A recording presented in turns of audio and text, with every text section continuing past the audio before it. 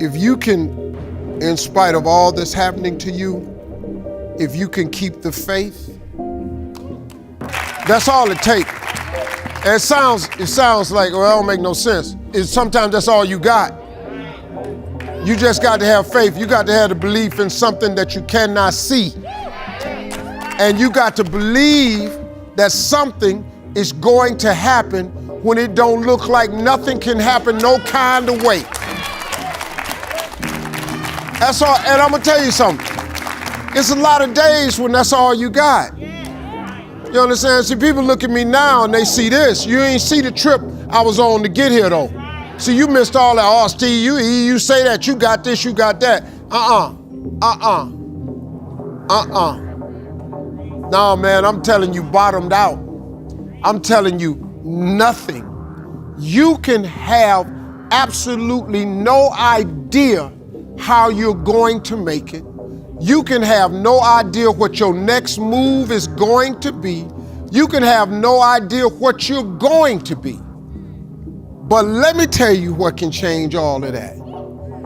If you can just summon the strength or the will in you to make one connection with your Creator. If you can have a conversation with God, very simple. Hey, God, I need some help here. I can't figure it out. But I don't know if you notice or not, figuring it out ain't your job. There ain't one scripture in the Bible that asks you to figure nothing out. Ask, believe, receive. Look, man, I know the difficulty of that because I had to really wrap my mind around that. What you mean ask, believe, and receive? You got to ask God who created you why you were made. The two most important days in your life are the day you're born and the day you discover why.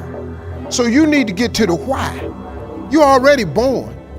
But the only person that knows why is the person that made you. Your mama ain't got to know. Daddy don't know. Your Creator knows. Ask, then you got to believe that He is who He is. So you got to know who you are and you got to know whose you are. You got to understand that. Then, after that, you got to be open to receive the answer. Quit tripping. Quit tripping trying to figure it out. The how-to is none of your business. Lord, I want to be rich. And then He don't need you telling Him how to do it. The how-to ain't your business. All I know is I was sick and tired of living in this car. So I made a promise to Him. I said, if you get me out this car and you lift me up, and wherever you take me, when you take me and you get me there, I'm gonna tell everybody it was you.